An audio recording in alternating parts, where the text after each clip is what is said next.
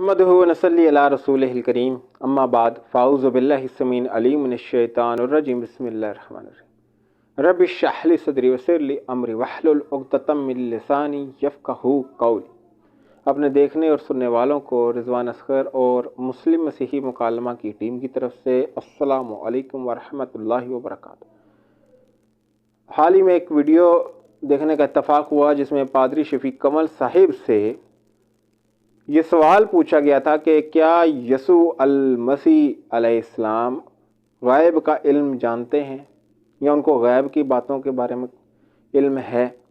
तो उन्होंने कहा कि जी बिल्कुल यसू अलैहिस्सलाम गायब का इल्म जानते हैं और इतना तो बाइबल बयान नहीं करती जितना कि कुरान मजीद बयान करता है। आइए पहले उन्हीं के अल्फाज सुनते हैं, फिर उसके ऊपर अपना तबसरा पेश करेंगे कि असल हकीकत क्या है। पहला सवाल ये है कि मसीह इब्ने मरियम को इल्मुल गैब का नहीं था।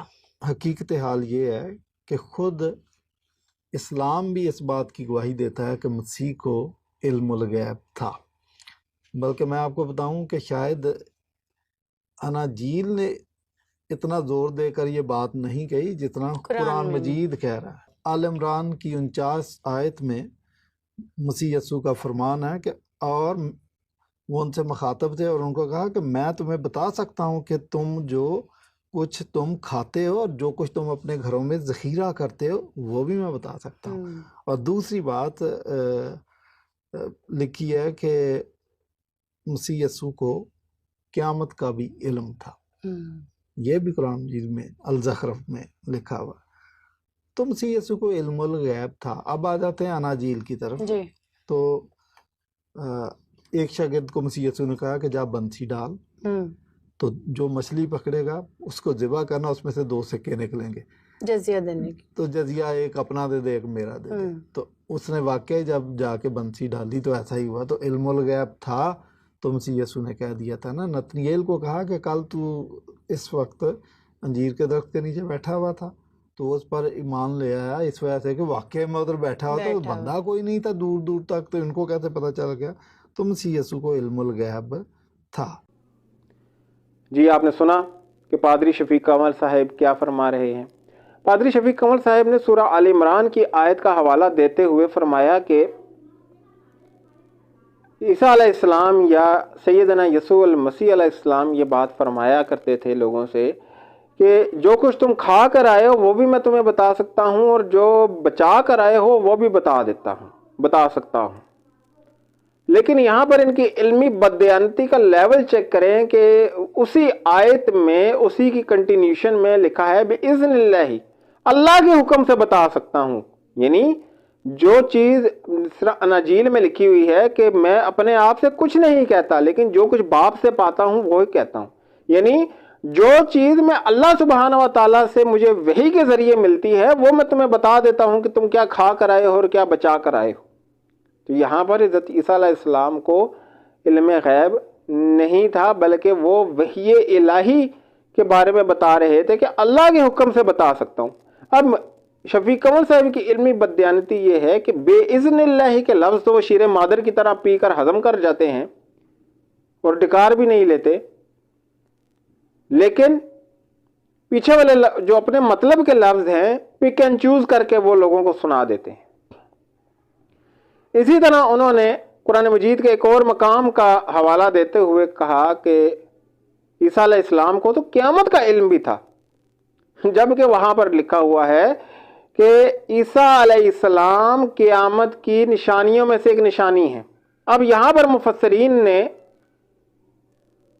जो 2 बातें लिखी हैं वो ये लिखी हैं कि इससे मुराद ईसा अलैहिस्सलाम की बग़ैर बाप के पैदाइश है कि क़यामत से पहले इतना बड़ा वाक़या रुनुमा होना कि बग़ैर बाप से भी बच्चा पैदा हो सकता है, तो ये क़यामत की एक निशानी है।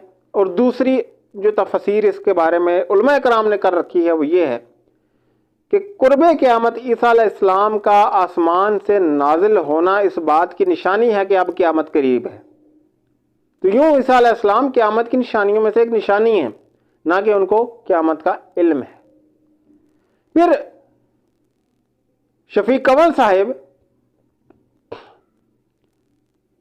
اپنی مطلب برائی کے شوق میں اور جھوٹ بول کر خدا کا جلال ظاہر کرنے کے شوق میں اس قدر آگے نکل گئے کہ انہوں نے اپنی ہی کتابوں کا انکار کرنا شروع کر دیا ہے، اپنی ہی مذہب کی کتابوں کو انہوں نے پس پش ڈال دیا ہے۔ مرکز کے باب 13 کی آیت 22 میں اگر پڑھیں تو یسوع المسیح علیہ السلام سے قیامت کی بابت سوال ہوتا ہے کہ ہمیں بتا کہ قیامت کب آئے گی، تو وہ کہتے ہیں کہ اس گھڑی کے بارے میں کوئی نہیں جانتا، نہ آسمان کے فرشتے نہ بیٹا، لیکن صرف باپ جانتا ہے۔ اب آسمان کے فرشتوں سے مراد تو مجھے بتانے کی ضرورت نہیں ہے، لیکن بیٹے سے مراد ان کی اپنی ہی ذات سے تھی کہ مجھے اس کا علم نہیں ہے کہ قیامت کب آئے گی۔ شفیق کنول صاحب نے تھوڑی سی واہ بٹورنے کے لیے اور لوگوں کی داد وصول کرنے کے لیے اپنی ہی کتاب کا انکار کر دیا۔ بہت اچھے، آئیں ذرا پھر اور انجیر کی انہوں نے مثال دی کہ انجیر کے درخت کے نیچے ایک بندہ بیٹھا ہوا تھا اور انہوں نے کہا کہ اس کو بتایا کہ تو کل وہاں بیٹھا ہوا تھا اور اس نے ایمان لے آیا۔ اچھا، یہ ان کو پتا تھا کہ انجیر کے درخت کے نیچے کوئی بندہ بیٹھا ہوا تھا، جو کہ ان کو کوئی بھی بتا سکتا ہے کہ فلاں شخص فلانی جگہ بیٹھا ہوا تھا، اور کل اگلے دن اگر کوئی اس سے ملتا ہے تو وہ بتا دیں گے کہ بھی تو وہاں بیٹھا ہوا تھا، یا وہ چلے وحی الہی کے ذریعے بتا دیا۔ لیکن اناجیل میں ہی ایک واقعہ لکھا ہوا ہے کہ یسوع المسیح کو بھوک محسوس ہوئی اور انہوں نے دیکھا ایک دور درخت انجیر کا جس پہ بہت سارے پتے تھے، تو وہ پیدل چلتے چلتے اس کے پاس گئے کہ چلو میں اس کے ساتھ سے کچھ پھل کھا کر اپنے آپ کو سیر کر لوں گا اور پیٹ بھروں گا۔ تو جب وہاں پر گئے تو سوائے پتوں کے ان کو کچھ نہ ملا۔ تو بھائی، یہ کیسا علم غیب ہے کہ ان کو یہی نہیں معلوم تھا کہ انجیر کے درخت پر کس موسم میں پھل لگتے ہیں۔ آپ تو ان کو خدا جانتے ہیں، تو یہ کیسا خدا تھا جس کے علم اتنا ناقص تھا کہ اس کو یہی معلوم نہیں کہ انجیر کے درخت پہ کس موسم میں پھل لگتے ہیں، اور پھر غریب انجیر کے درخت کو بددعا دے دی جس سے وہ سوکھ کر کانٹا ہو گیا۔ تو شفیق کنول صاحب، اپنی ہی اداؤں پر ذرا غور کیجئے، ہم کچھ کہیں گے تو گلہ ہوگا۔ تو میں سمجھتا ہوں کہ میں نے ان کی بات کا جواب دے دیا ہوگا۔ وآخر دعوانا الحمدللہ رب العالمین برحمتک یا ارحم الراحمین۔ السلام علیکم ورحمۃ اللہ وبرکاتہ۔